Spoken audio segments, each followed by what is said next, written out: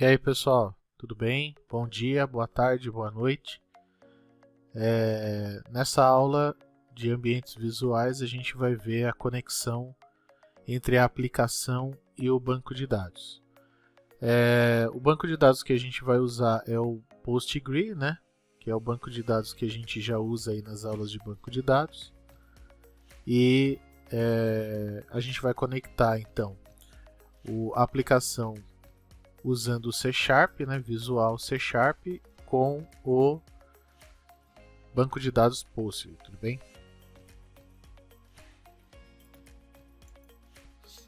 Bom, então a gente vai começar a falar por que a gente conecta, né, o sistema a um banco de dados. Então é assim, ó, por onde a gente tem que começar? Então a gente fala assim, ó, todo o sistema, né, isso vai englobar todos os sistemas que vocês conhecem, né? Site, aplicativo, jogo, aplicativo para celular, aplicativo de banco, né? Instituição financeira, qualquer tipo de aplicativo, né? De sistema, software, chame como quiser. Ele precisa armazenar os dados, né? Então, esses dados que a gente fala que ele tem que armazenar, né, por mais simples que seja o sistema, sempre é necessário guardar dados, né? Aí você vai falar, professor, mas o meu site lá institucional não precisa guardar dados. Ele precisa guardar dados sim. O simples fato de você ter uma página lá de contato, onde a pessoa coloca os dados ali e envia um e-mail, também é uma forma de armazenar dados, né? Então, porque você não pode perder o que ele digitou, você tem que ver, consultar, né? Então, saber conectar o seu sistema a um banco de dados é fundamental para o sucesso da sua aplicação. Agora, a gente está falando de banco de dados, tudo bem? Então, olha lá. O que é um banco de dados? Então, é toda a forma de armazenar dados, né? Então, você pode armazenar imagens, arquivos, documentos, qualquer coisa que você for armazenar é banco de dados, né? Por quê? Porque esses dados vão permitir que você consulte, né? Que você altere esses documentos, esses arquivos, essas imagens, né? E aí, agora, a forma de gerenciar esses bancos de dados, né, é chamado Sistema Gerenciador de Banco de Dados. Então, não confunda, hein, banco de dados com Sistema Gerenciador de Banco de Dados. Desta forma, a gente pode afirmar que um aplicativo, site ou jogo são gerenciadores de banco de dados, pois as regras de quem, quando, onde, porquê, quanto, quantas vezes serão determinadas por esse sistema que você vai fazer, né? Aí a pergunta ali, mas professor, então o sistema que eu vou fazer vai ser um gerenciador de banco de dados? Sim, vai ser sim. Mas e o Postgre, o MySQL, o Oracle, o Firebase, né? O que eles têm a mais que o sistema que você vai fazer? Né? Aí que está o grande segredo, né? Ele tem a maior quantidade de rotinas de segurança, manejo de dados em baixo nível e performance. Então tem muita gente que faz o quê? Coloca regras de negócio dentro do banco, dentro do sistema gerenciador de banco de dados. Por quê? Porque ele acha que é mais fácil colocar lá, né? Mas a gente sabe que esse mais fácil um dia vai se tornar uma coisa mais difícil. Por quê? Porque você está colocando regras de negócio dentro do sistema gerenciador de banco de dados. E se um dia você tiver que migrar esse banco de dados para um outro sistema gerenciador de banco de dados? Né? O que vai acontecer? Essas rotinas que você colocou lá dentro do SGBD, você vai migrar elas facilmente de um SGBD para o outro, né? Então aí, ó, sabendo disso, a gente pode afirmar que o seu sistema não, as regras, né, que o seu sistema não irá fazer, quem vai fazer é o sistema especialista em gerenciamento de banco de dados, ou seja, o Postgres, o MySQL, o Oracle, o Firebase, né? E o sistema que você vai fazer fará o controle dos dados que serão gravados em um mecanismo, né? E que vão ser gravados nesse mecanismo, e quando vão ser gravados, né? E em qual mecanismo vai ser gravado, né? Porque não é justo você falar que você vai gravar os dados somente num SGBD. Hoje é muito tranquilo uma aplicação você usar mais de um SGBD, né? Você usar banco de dados em nuvem com banco de dados relacional também em nuvem, né? O banco de dados NoSQL, né? São aqueles bancos de dados que não são baseados em SQL. É importante estar sempre lembrando disso aí para vocês. Então, olha lá, por que precisamos de uma conexão com o banco de dados para cadastrar, alterar, consultar, né, excluir dados lá, né? É muito simples. Se você não faz a conexão do seu sistema com o SGBD ou com o banco de dados, o que a pessoa vai ter que fazer? Ela vai ter que colocar esse dado lá de algum jeito, né? Então, você vai permitir que a pessoa conecte no seu SGBD e cadastre um registro lá, como vocês fazem na aula de banco de dados? Vai lá, vai meter um insert into, o nome da tabela, os dados lá, né? Quer dizer, você vai ter que fazer com que a pessoa que vai gerenciar esses dados, ela também entenda de SQL, também entenda de programação e tal, né? Então, por isso que a gente faz o quê? A gente faz um conjunto de telas, a interface homem-computador lá, para facilitar a entrada dos dados no SGBD ou em qualquer outro mecanismo de dados. Dessa forma, o usuário não precisa ter conhecimento nenhum, a não ser no sistema que você fez, né? O que fica mais fácil para todo mundo, fica mais fácil para a pessoa, fica mais fácil para você, fica mais seguro para ambos, né? Bom, então aí como é que vai ficar isso tudo que eu falei aí, né? O esquema completo, né? Então você tem aqui, ó, você tem, o seu sistema está aqui no centro, ó, né? O usuário está aqui, ó, e esse seu sistema pode conversar com redes sociais, pode conversar com outros sistemas, pode conversar com o banco lá de imagens, né? Pode conversar aqui, gravar documentos, documento texto, documento em XML, documento em HTML, né? E no caso dessa aula aqui, a gente vai guardar os dados do sistema em tabelas. E o banco de dados que a gente está usando é o Postgres. Podia ser qualquer outro banco de dados, certo? Então, a aula aqui é sobre o Postgres, mas poderia ser qualquer outro banco de dados. Não tem nenhum problema nisso, né?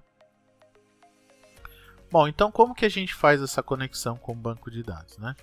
A gente precisa, né, então isso para qualquer linguagem, você vai precisar de um intermediador que irá levar e trazer os dados para o SGBD. Então, não existe uma fórmula mágica de você conectar a sua aplicação direto no SGBD. Você sempre vai precisar de um intermediador. E o nome que a gente dá para esse intermediador é conector, né?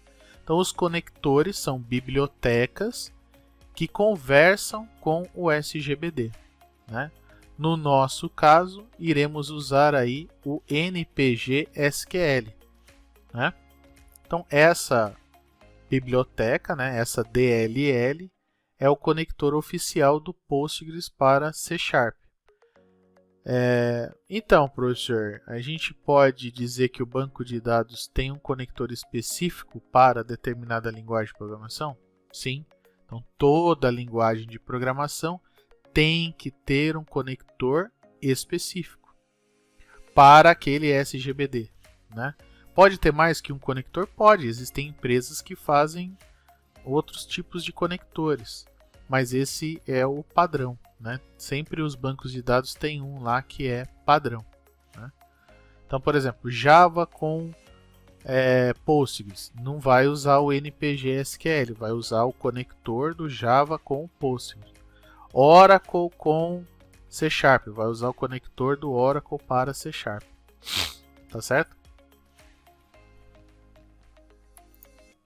Bom, então, preparando a aplicação para conectar, né, com o banco de dados Postgres.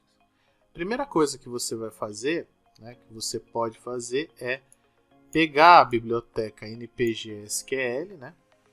Você pode, na aplicação que eu vou deixar disponível lá, ela já vai ter aqui essas duas DLLs, né? Geralmente a gente copia essas duas para a pasta bin do seu projeto, né? Então vai ficar copiado ali na pasta bin essas duas bibliotecas. Isso é importante por quê? Porque a gente precisa importar essa biblioteca para dentro do nosso projeto, né? Então, uma vez que essa biblioteca já foi importada lá, vou demonstrar para vocês daqui a pouco, a gente deve fazer uma classe, né, que vai ficar encarregada de se conectar a esse conector, abrir essa conexão com o banco de dados, né? E aí, então, executar o comando SQL junto ao SGBD, certo? Bom, então, primeira coisa que a gente vai olhar nessa classe de conexão, veja, para qualquer banco de dados sempre vai existir uma classe de conexão. E os dados que compõem essa conexão, né, que a gente chama de string de conexão, elas sempre são as mesmas, né? Sempre as mesmas variáveis, né? Então é constituído de IP da máquina, né, que você vai se conectar. Você pode conectar qualquer máquina do mundo através de um IP. A porta do serviço do banco de dados, né? Então, quando a gente tem o banco de dados instalado na máquina, a gente tem um serviço, né? Esse serviço de banco de dados, se você olhar lá no Windows Serviços, né? Serviços do Windows, você vai procurar lá por Postgres, você vai achar lá a linha do serviço do Postgres. Do SQL Server a mesma coisa, do MySQL a mesma coisa. Sempre lá em Serviços, ele está lá rodando ou não. Se ele não estiver rodando, você tem que iniciar. Se ele estiver rodando, ele está rodando sob uma porta, né? No caso do Postgres, a porta padrão é a 5432, né? Aqui a gente está usando a senha, o username aqui é Postgres, né? O password também é Postgres e o nome da base de dados é sistema. Então, essas 5 informações, elas você consegue conectar em qualquer banco de dados que você tiver, né? Que estiver disponível para você conectar.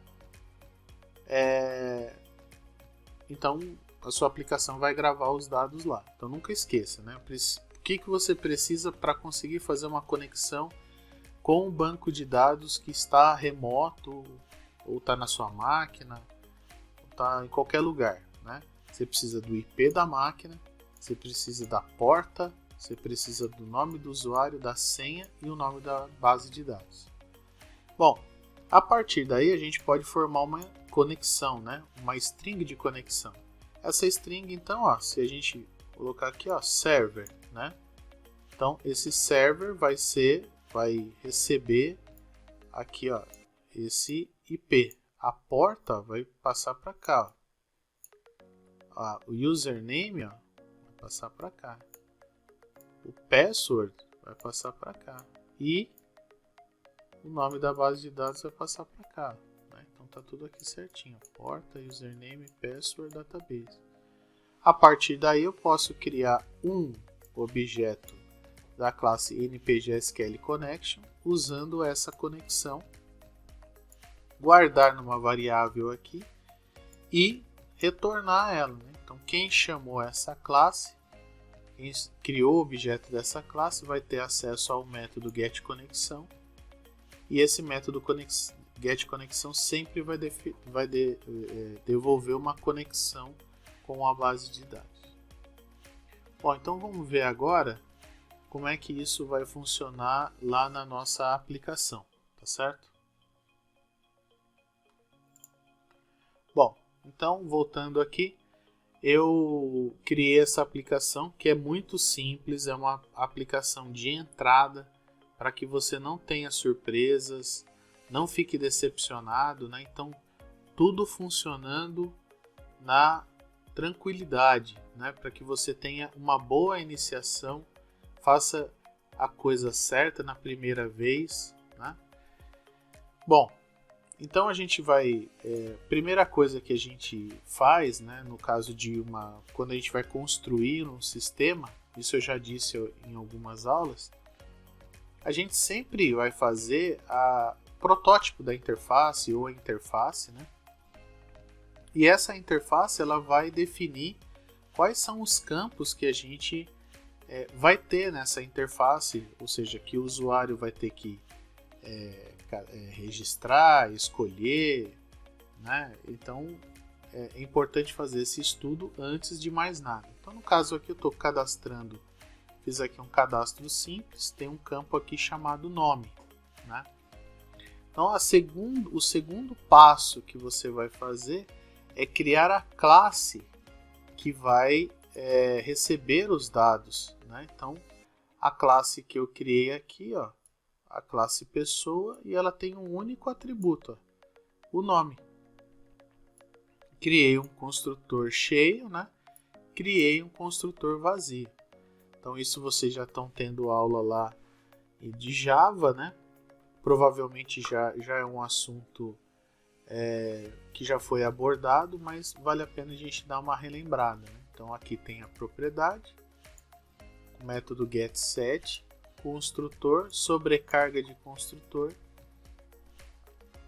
e aí o método cadastrar, que eu já volto para falar dele, né? Bom, a classe de conexão que eu mostrei ali no último slide, então está tudo funcionando. A gente só tem que se atentar à questão da referência que eu coloquei aqui, ó. Então vamos fazer um exemplo aqui, ó. Vou remover a referência. Removi a referência do projeto. O que aconteceu? Começou a dar erro para todo lado, tá vendo? Por quê? Porque essas referências aqui, elas precisam daquela DLL. Então o que eu posso fazer? Eu posso pegar os arquivos e copiar para dentro da pasta bin.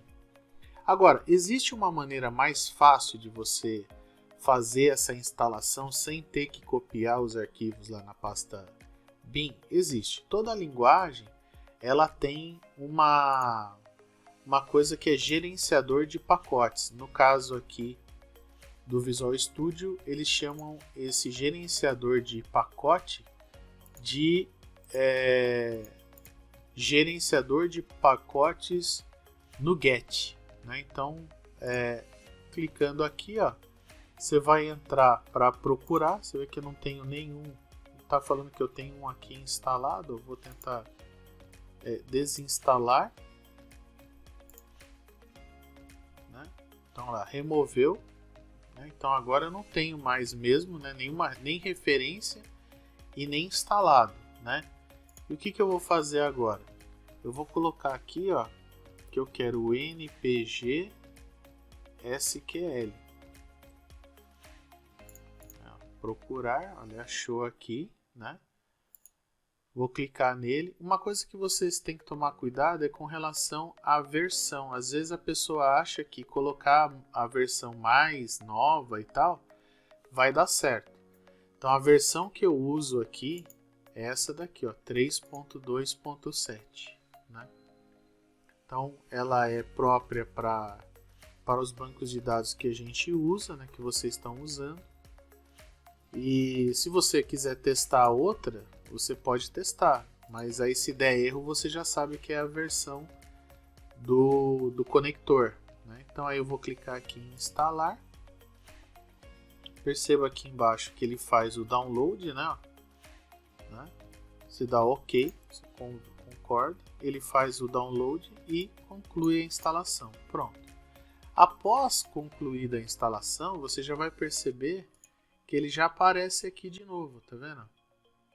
Isso significa que a minha aplicação já tem a referência necessária e aí a gente pode continuar a programar. Então veja que os erros agora não aparecem mais. Você sempre reforçando, né?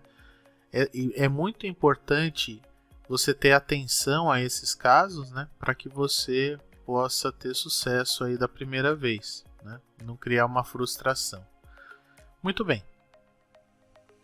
Então já temos a classe funcionando, temos a classe pessoa, né? E temos aí a nossa aplicação. Então o que eu vou fazer? Vou clicar aqui, botão direito, vou em propriedades, né?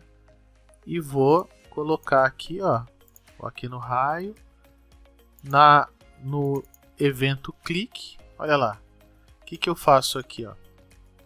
Declaro a pessoa, né? Instancio o objeto da classe pessoa, seto o valor que está na caixinha dentro do atributo nome, né, daquela classe, e vou chamar o método cadastrar. Então, quando ele chegar aqui, ó, ele vai executar. Uma coisa que a gente tem que ficar bastante esperto é que algumas linguagens elas querem certificar que você não vai gerar um erro, né, na hora que você estiver executando. Então a gente usa uma instrução chamada try-catch, né? Esse try-catch ele é uma forma, né, de você, quando vai fazer uma conexão com banco de dados ou vai gravar um arquivo no próprio sistema operacional, você tem que fazer uso desse try. Por quê? Porque o try vai deixar você fazer o que você tem que fazer, e se tudo der certo, né, ele, né, não gerou erro nenhum, tudo bem. Agora, se gerou erro, ele vai cair no catch, né? Então é importante que você faça sempre esse exercício. O comando try-catch, ele também tem uma variante dele, né, que é o finally. Então, se você abrir uma conexão com banco de dados aqui, você pode fazer o quê? Você pode pegar o obj conexão, né? Tem que tirar aqui fora do looping, ó, do try-catch, ó. E aí obj conexão ponto close, né? Então, abriu a conexão com o banco de dados, é importante que você sempre feche essa conexão. Então, recapitulando, o try ele vai tentar fazer, se ele fizer, né, se deu tudo certo, ele retorna true, se deu tudo errado ele retorna false, mas de qualquer maneira ele sempre vai tentar encerrar a conexão com o banco de dados, tá certo? Bom, então, no momento em que eu chamei o cadastrar, o que ele vai fazer? Ele vai lá na nossa classe, né, vai criar uma conexão, né?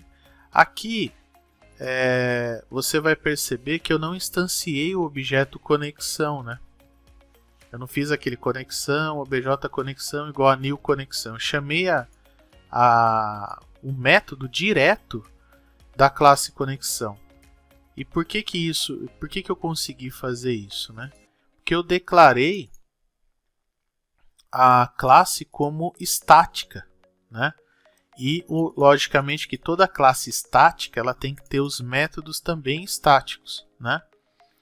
E para que serve uma classe estática? Aquela classe que não vai trabalhar com dados, não vai fazer parte de um array list, de uma lista, né?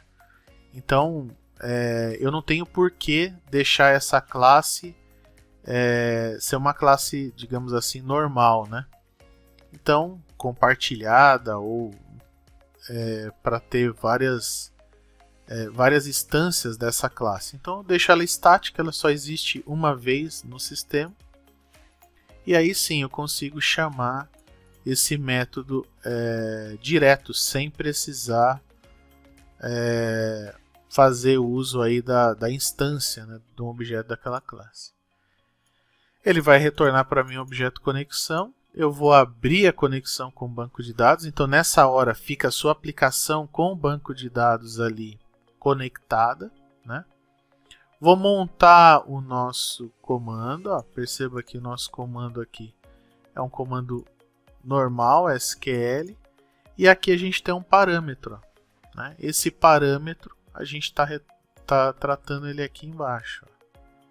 Né? Então, criei o comando junto do SQL que a gente montou e junto da conexão.